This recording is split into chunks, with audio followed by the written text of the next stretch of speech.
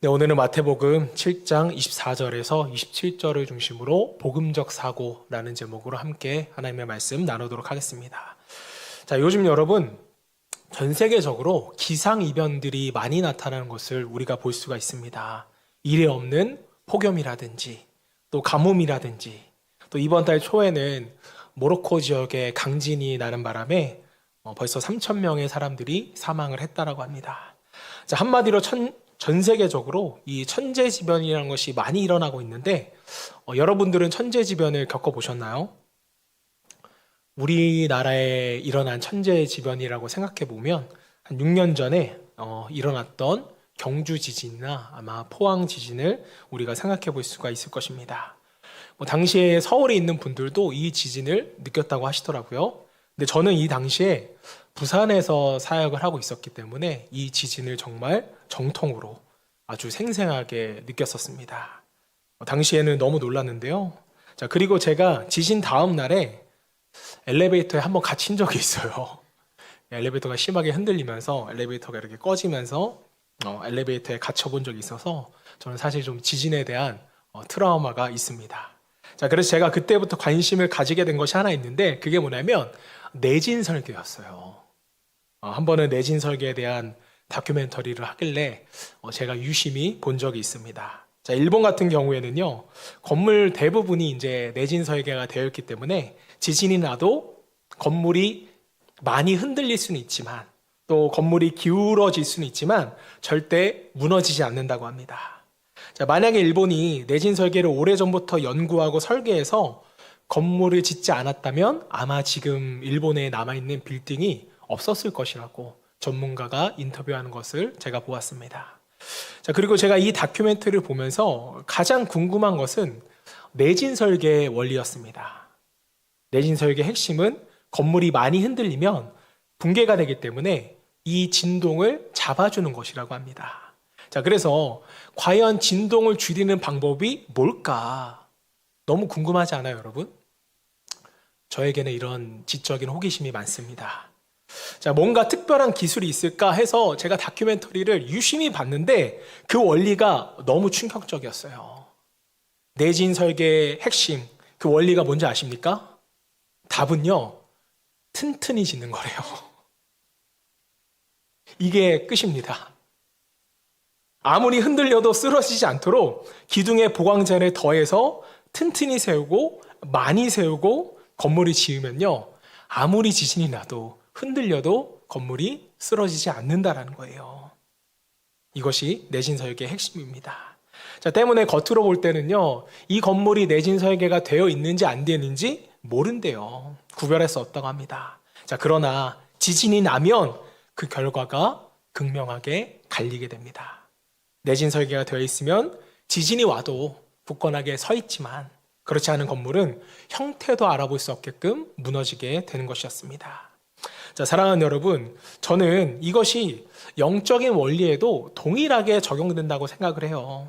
아무 문제가 없을 때는 이 사람이 정말 올바른 신앙을 가지고 있는지, 과연 이 사람이 하나님을 신뢰하고 있는지 우리는 알 수 없습니다. 자, 그런데 인생의 위기가 찾아오고 크고 작은 문제가 발생하면 대번에 구분이 되는 것이죠. 영적으로 내진 설계가 잘 되어서 기초가 튼튼한, 다시 말해서 말씀으로 분명하게 세워진 성도가 있고 그렇지 않은 성도도 있다라는 것입니다. 자, 오늘 본문인 마태복음 7장은요, 예수님이 직접 하신 말씀이세요. 예수님이 이 땅에 오셔서 처음 오셔서 하신 설교가 마태복음 5장부터 쭉 나옵니다. 팔복을 말씀하시면서 복 있는 사람이 누구인지 가르쳐 주시고 또 산상수훈이라고 불리는 내용을 우리에게 가르쳐 주셨습니다. 자, 그래서 마태복음 7장은요, 산상수훈의 결론부예요. 본문 24절, 27절까지 말씀 한 번 더 제가 읽어드리겠습니다. 그러므로 누구든지 나의 이 말을 듣고 행하는 자는 그 집을 반석 위에 지은 지혜로운 사람 같으니 비가 내리고 창수가 나고 바람이 불어 그 집에 부딪히되 무너지지 아니하나니 이는 주추를 반석 위에 놓은 까닭이요 나의 이 말을 듣고 행하지 아니하는 자는 그 집을 모래 위에 지은 어리석은 사람 같으리니 비가 내리고 창수가 나고 바람이 불어 그 집에 부딪힘에 무너져 그 무너짐이 심하니라. 자, 말씀을 보시면요. 두 가지 경우가 선명하게 대조되는 것을 우리는 볼 수가 있습니다.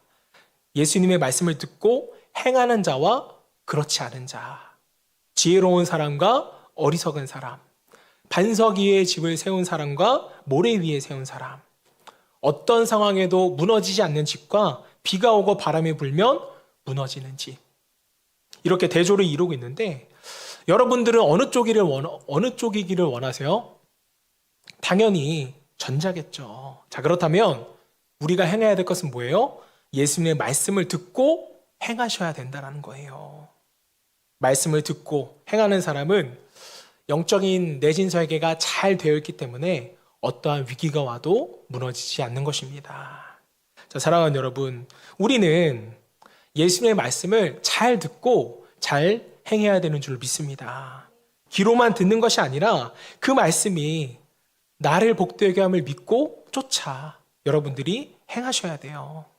세상의 눈에는 보이지 않을지라도, 또 예수를 믿는 것이 우리가 잘 체감이 안 될지라도 예수를 믿어야 사는 것이기 때문에 우리는 말씀 위에 굳건히 세워져야만 하는 것입니다. 자, 그러니까 지금 예수님은요, 마태복음 7장과 산상수훈을 통해서 이 땅에서의 삶을 하나님 나라의 사람처럼 살아가라고 우리에게 말씀하고 있는 것입니다. 자, 그런데 우리의 문제는 뭘까요? 우리는 이 땅의 방식대로만 살아가려고 하죠. 성경이 하나님의 말씀이고 우리의 삶의 방향성을 가르쳐주는 말씀이지만 그렇게 살지 않거니와 그렇게 살면 손해라고 생각하기 때문에 나의 유익이 되는 말씀만 취사 선택을 해서 말씀을 고르는 경우가 많다는 것입니다. 자, 여러분, 성경은 하나님의 말씀이고 예수님이 가르쳐 주신 진리죠. 진리라는 것은 언제나 변함없이 옳습니다. 자, 그래서 진리대로 사는 것이 인생의 정답이죠. 우리가 성경을 듣고 읽는 것은 이로운 말씀만 골라 써먹기 위해서가 아니라 진리를 찾아가기 위함입니다. 자, 여러분, 말씀의 은혜는 단순히 깨달음이나 공감, 위로에 그치지 않아요. 비욘드 바이블, 비욘드 그레이스. 하나님의 말씀과 은혜 너머에는 분명한 하나님의 뜻이 있습니다. 이전까지는 여러분이 몰라서 순종하지 못했다면 단순히 깨달음이나 공감과 위로에 만족을 하고 멈췄다면 이제는 그 너머에 있는 하나님의 뜻을 발견하고 순종할 수 있는 저와 여러분 되시기를 주님을 축복합니다. 이것이 지금 우리가 말씀을 듣고 보는 이유라는 거예요.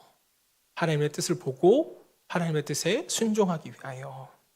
자, 예수님이 이 땅에 오셔서 제일 먼저 하신 일은 가르침이었습니다. 하나님의 통치가 어떠한지, 하나님의 나라가 어떠한지 우리에게 가르쳐 주셨어요.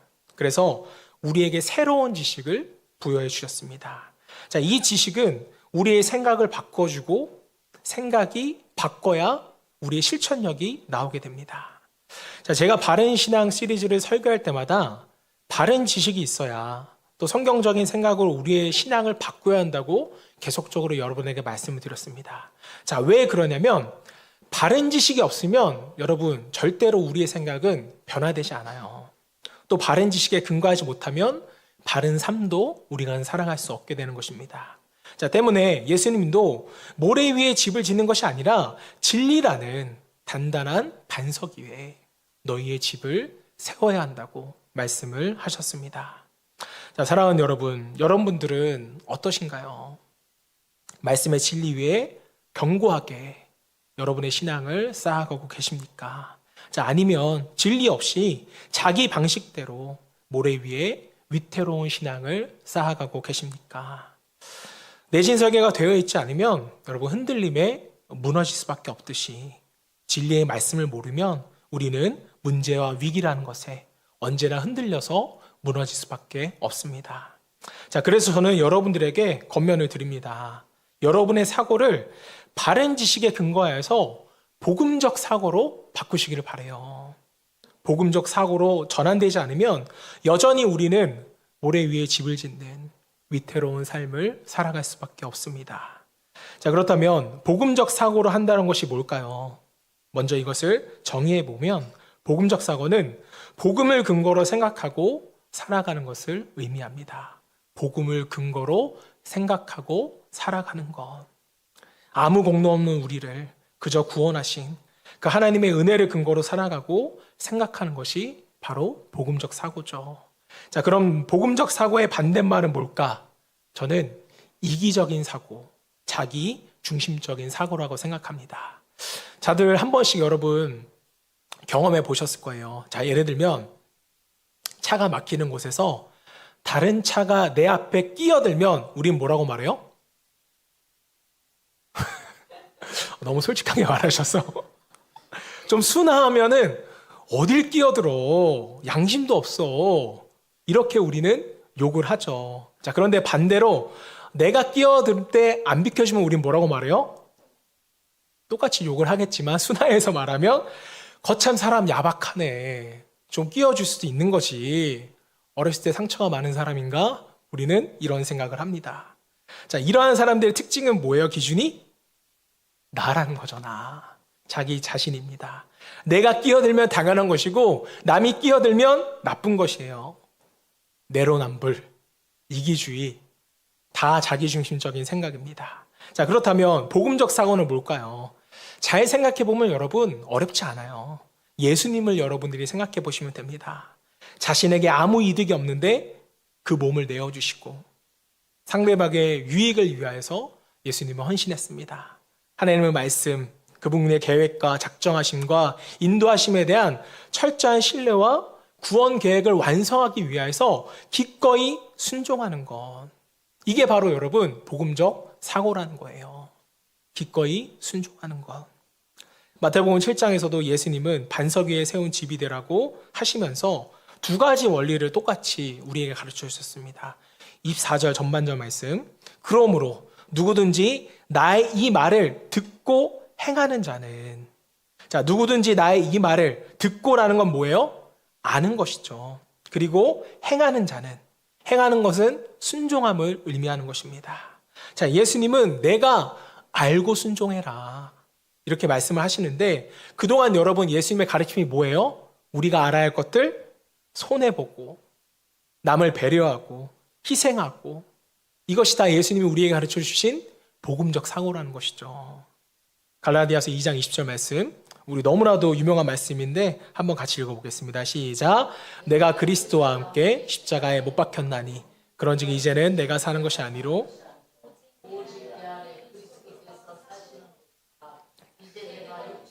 사는 것은 나를 사랑하사 나를 위하여 자기 자신을 버리신 하나님의 아들을 믿는 믿음 안에서 사는 것이다. 축약하면 예수님처럼 살라는 것인데 복음적 사고로 우리의 생각이 완전히 전환되지 않으면 여러분 이러한 삶은 살기가 어렵습니다. 자, 한번 따라해 보실까요? 이기적 사고를 복음적 사고로. 제가 여러분 대학원만 총 11년을 다녔습니다. 11년을 다녔는데 이제 신학대학교에서 시험을 보면 보통 이런 문제가 많아요. 무엇에 대하여 논하십시오. 문제가 이게 다예요. 그러면 쭉 자기 생각을 쓰면 되는데 앞뒤로 가득가득 채워서 쓰는 사람이 너무 많아요. 자, 그러면 교수님이 이 모습을 보면서 한마디씩 합니다. 그게 뭐냐면 시험지를 가득 채우는 것보다 출제자가 원하는 답을 써야 한다. 엄청 가득 써요. 근데 여러분 시험의 문제는 이게 핵심이죠. 뭘 써야 돼요? 출제자가 원하는 답을 써야 돼요. 내가 이기적 사고로 답을 쓴다고 해서 그것이 답이 되는 것은 결코 아님을 저와 여러분 모두가 깨달을 수 있기를 주님으로 소망합니다. 자, 이제 이기적 사고를 복음적 사고로 바꿔야 하는 몇 가지 대표적인 예를 가지고 이제 이기적 사고 방식과 복음적 사고 방식의 좀 차이를 나눠보려고 하는데요. 첫 번째는요, 돈입니다. 돈에 대한 사고 방식을 여러분 우리가 복음적 사고로 바꿀 수 있어야 돼요. 여러분 돈처럼 여러분 사람이 이기적인 사고를 가지고 대하기 쉬운 게 없습니다. 돈이 싫어하는 분 계세요? 네, 표정을 보니까 아무도 없으신 것 같아서. 돈은 여러분 필요를 채우는 데 쓰이면 아름다운 도구이지만 이기심을 채우려는 욕심이 들어가면 여러분 돈은요 강력한 우상이 될 수밖에 없어요. 돈이 우상이 되면 우리는 당연히 돈의 노예가 되겠죠. 일례로 여성분들은 명품 가방이나 남성분들은 고급 스포츠카를 볼 때 나타나는 이 뇌의 자극이나 반응이 하나님을 예배하면서 느끼는 감정이나 기쁨과 동일할 만큼 이것이 굉장히 강력하다고 합니다. 한번 생각해 보세요. 예배 드릴 때의 기쁨과 나에게 명품백이 주어졌을 때의 기쁨. 네, 우리 신랑분들은 명품백 하나씩 사주시기를 권면드립니다. 받아본 적이 없어서 생각을 못 하시는 것 같기도 하고. 때문에 이런 우리가 생각이 복음적이지 않은 사고가 우리에게 들어오게 돼요. 그게 뭐냐면 돈은 나를 행복하게 해준다. 돈이 없으면 나의 미래는 불안하다. 돈은 나누는 것이 아니라 소유하는 것이다. 이런 자기 중심적인 생각이 들게 됩니다.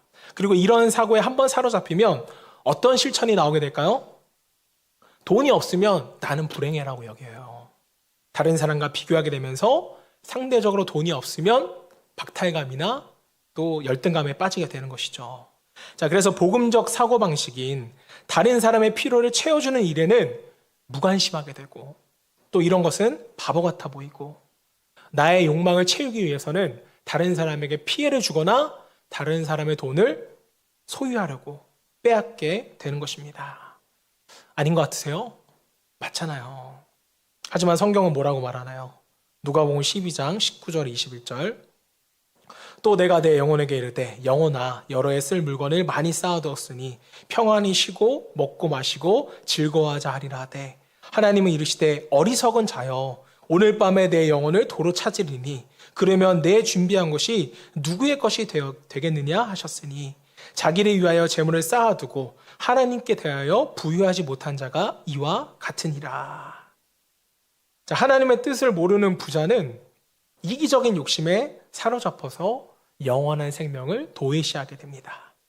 돈이 가져다 주는 당장의 부유함과 편안함 때문에 영원한 삶보다는 돈을 더 중요하게 여기면서 절대로 돈을 포기하지 못하는 것이죠. 자, 하지만 그 결과는 미혹과 불신과 근심일 뿐입니다. 자, 디모데전서 6장 10절 돈을 사랑함이 일만하게 뿌리가 되나니 이것을 탐내는 자들은 미혹을 받아 믿음에서 떠나 많은 근심으로써 자기를 찔렀도다. 어때요, 여러분? 돈을 많이 가지면 여러분 오히려 행복하고 근심이 사라질 줄 알았는데 그게 아니라 뭐에서 떠나요?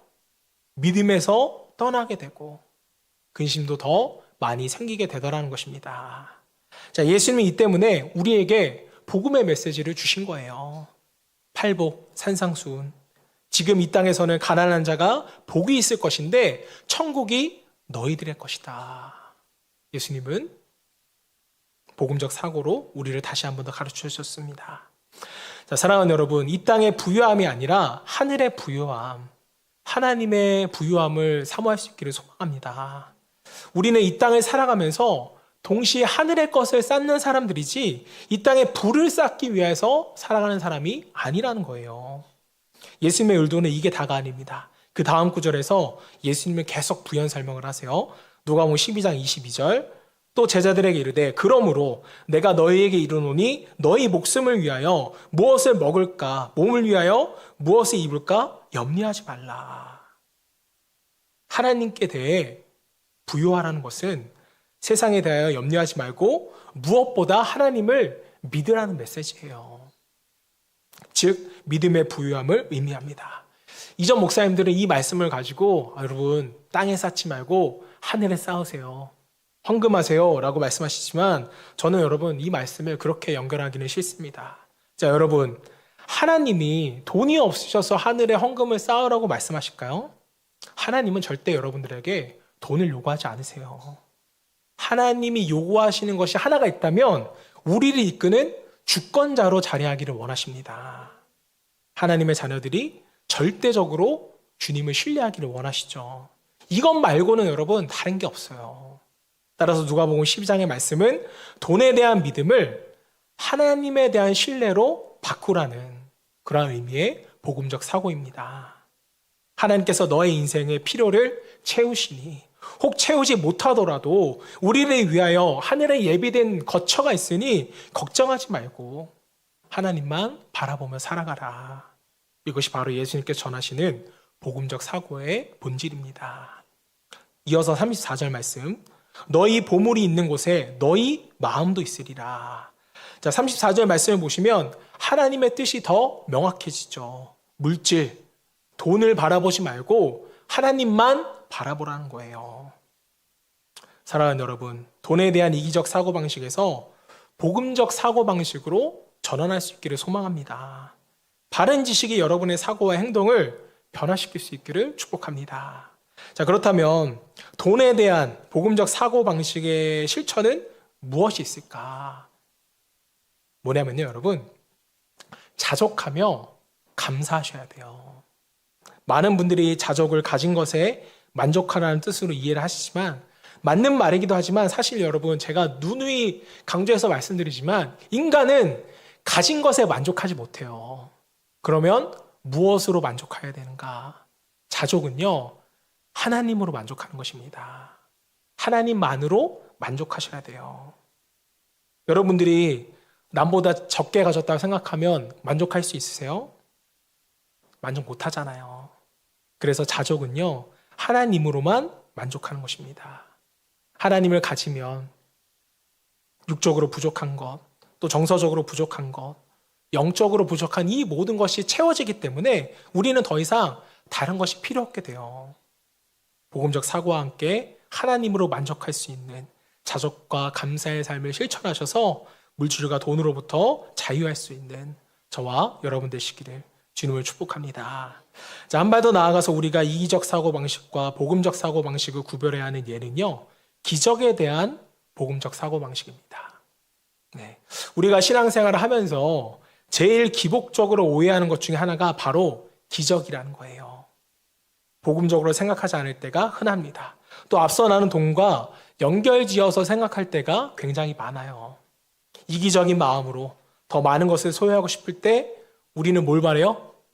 기적을 바라잖아요. 이때 로또라도 한번 사서 당첨되면 얼마나 좋을까. 우리는 기적을 바라며 기도하고 기적이 목적이 되어서 신앙생활을 할 때가 솔직히 말하면 더 많죠. 자, 그래서 이런 오해와 사고를 합니다.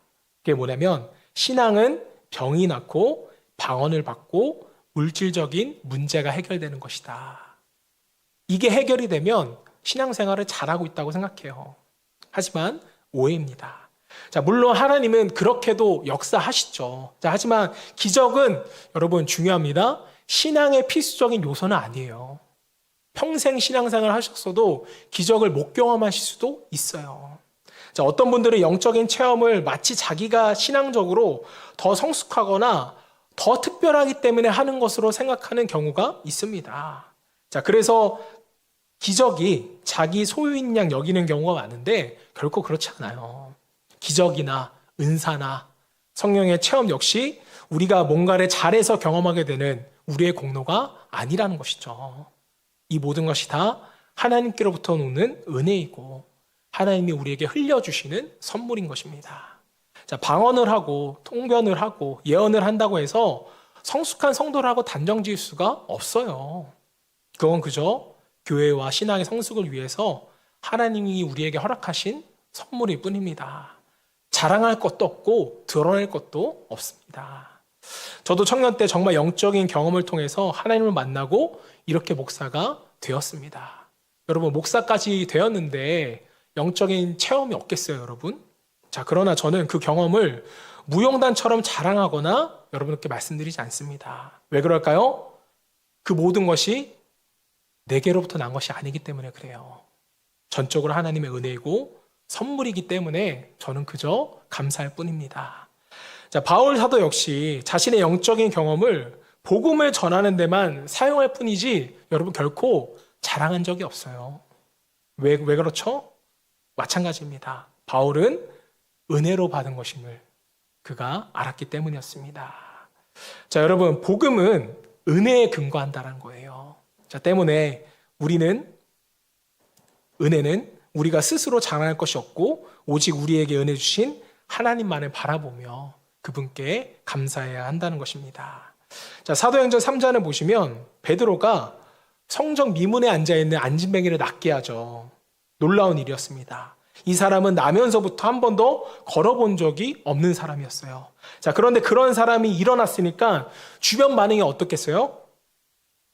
어머나 세상에, 난리 났네, 난리 났어, 이렇겠죠. 그리고 베드로를 추앙하기 시작합니다. 저 사람은 안진뱅이도 일으키는 능력자다. 저 사람한테만 가면 병이 나을 수 있다. 아니면 베드로가 그래도 예수님의 이름으로 병자를 고쳤으니까 저 사람이 믿는 예수를 믿으면 병이 나을 것이다. 이런 소문이 아마 주변에 났겠죠. 자, 그런데 이 사건 이후에 베드로가 병원을 차려서 병을 낫게 하는 그러한 사역에 집중했다는 사실은요, 어디에서 우리가 찾아볼 수는 없습니다. 자, 아마 그랬다면요, 베드로는요, 후원금도 많이 받았을 것이고, 또 복음을 전파하는 데 있어서 큰 도움도 많이 받았겠죠.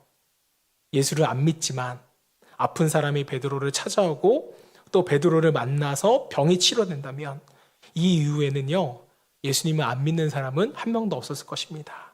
자, 그런데 베드로는 그렇게 할 수 있었음에도 불구하고 그렇게 하지 않았다라는 것이죠. 이유가 뭘까요? 잘 들으셔야 돼요. 이것은 믿음이 아니기 때문에 그렇습니다. 이런 치유의 사건은요, 여러분, 복음의 핵심이 아니라는 거예요. 이것이 복음의 핵심이었다면 사도 바울도 그렇고 베드로도 그렇고 거기서 계속 병자만 치유했겠죠. 병이 나으면 예수 믿기로 한 사람이 병이 나았어요. 아마 여러분 주변에도 있을 것 같은데요. 자, 그리고 1년만 지나보세요. 확신하는데 여러분, 그 사람 신앙생활 잘 못하고 있을 것입니다. 자, 왜 그러냐면 체험적 신앙의 가장 큰 약점은요, 하나님에 대한 지식이 결여되어 있다는 거예요.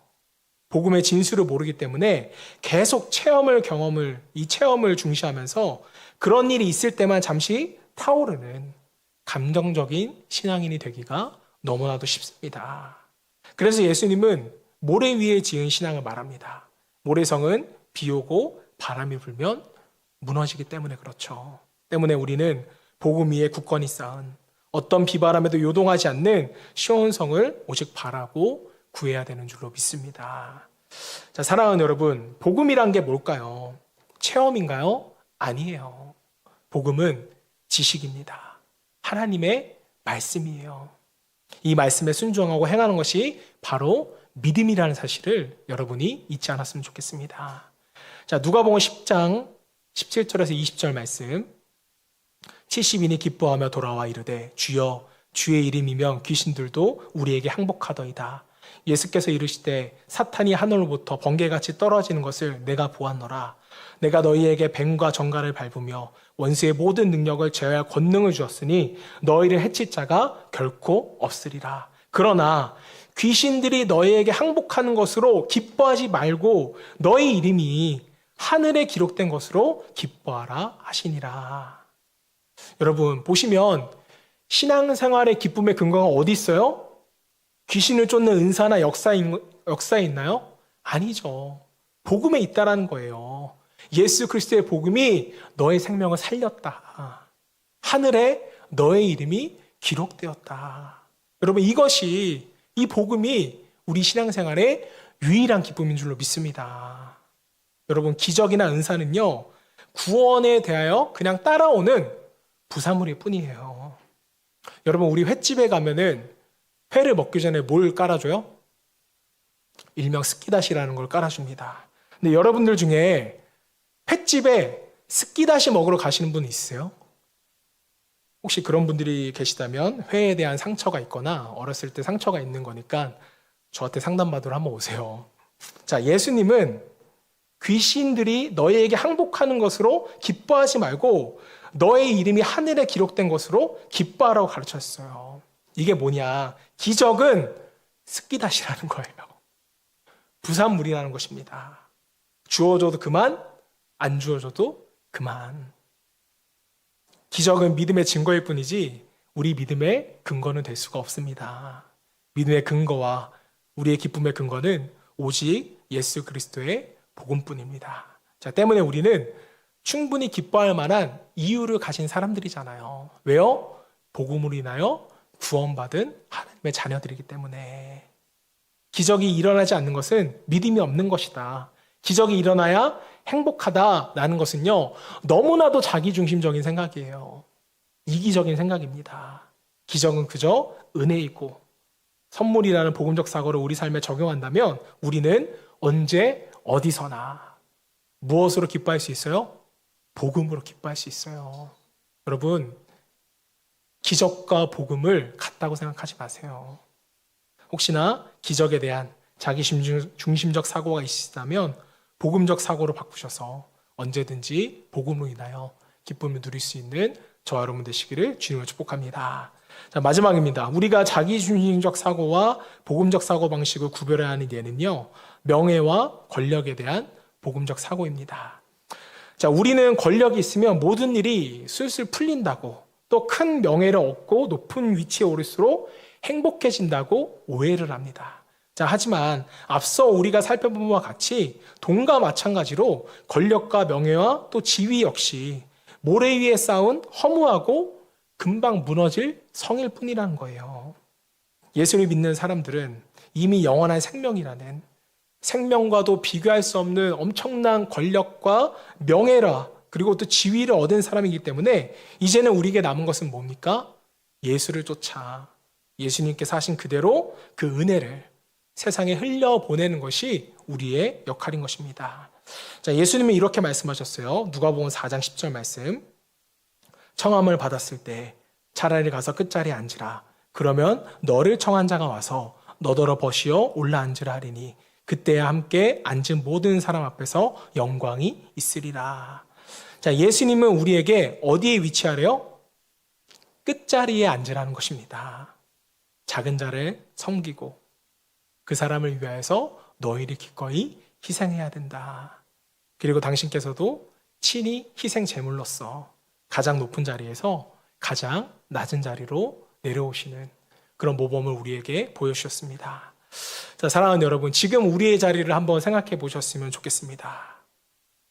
지금 양쪽 끝에 앉으신 분들 주님으로 축복합니다. 자꾸 중앙으로 나아가려고 할 때 우리 기독교가 지금 변두리에 밀려나고 있음을 여러분도 잘 아시잖아요. 끝으로 밀려나는 것에 대해서 여러분 스스로가 두려움이 좀 없으셨으면 좋겠어요. 타이든 자이든 끝자리로 밀려났다면 그곳에서 낮은 자를 섬길 수 있기를 바랍니다. 이게 예수님의 마음이었다는 거예요. 빌립보서 2장 5절 7절 너희 안에 이 마음을 품으라. 곧 그리스도의 예수의 마음이니 그는 근본 하나님의 본체시나 하나님과 동등됨을 취할 것으로 여기지 아니하시고 오히려 자기를 비어 종의 형체를 가지사 사람들과 같이 되셨고. 자, 하나님이셨던 예수님이 어느 자리까지 가셨어요? 종의 자리까지 가셨어요. 종의 자리까지 가셔서 무엇을 하셨습니까? 8절에 나와요. 사람의 모양으로 나타나사 자기를 낮추시고 죽기까지 복종하셨으니 곧 십자가에서 죽으심이라. 종으로 섬기는 것까지 모자라서 죽음의 자리까지 가셔서 우리를 섬겨주셨습니다. 자, 여러분, 예수님의 말씀을 보아 우리의 명예와 우리의 위치와 우리의 자리는 어디예요? 누구를 섬겨야만 하는 종의 위치라는 거예요. 이기적이고 자기중심적 사고는 높은 자리로 가야만 행복하고 만족할 수 있지만 복음적 사고는 낮은 자리로 갈수록 우리에게 행복을 주는 것입니다. 자, 그렇다면 우리의 명예와 권력과 위치에 대한 복음적 사고의 실천은 무엇일까요? 하나만 나누자면 바로 겸손이에요. 우리의 자리는 겸손의 자리입니다. 베드로전서 5장 6절 그러므로 하나님의 능하신 손 안에서 겸손하라. 때가 되면 너희를 높이시리라. 자, 사랑하는 여러분, 자신의 위치와 자리를 가지고 여러분들이 연연하지 않기를 소망합니다. 우리가 어느 자리에 있든 예수님과 같은 마음으로 겸손히 섬길 때, 나 자신이 스스로 높이려 할 때보다 하나님은 우리를 더 높여주세요. 나의 위치를 변두리에서 중앙으로 옮겨주십니다. 근본적으로 우리의 위치는 어디예요?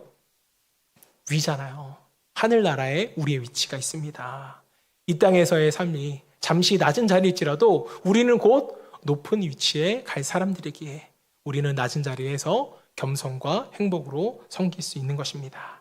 자, 말씀 한 구절만 보고 마치도록 할게요. 로마서 8장 32절 말씀. 굉장히 좋은 말씀인데요. 우리 함께 봉독해 보도록 하겠습니다.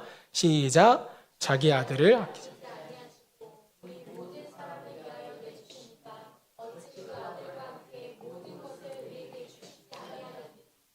자, 개인적으로는 복음적 사고의 가장 뿌리가 되는 말씀으로 저는 이 구절을 꼽아도 된다고 생각합니다. 아들까지도 아끼지 아니하신 이를 너희가 신뢰하라.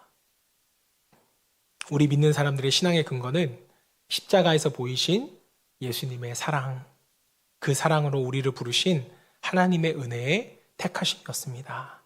택하시고 사랑하시니 우리의 일평생을 하나님께서 책임져 주시는 것입니다.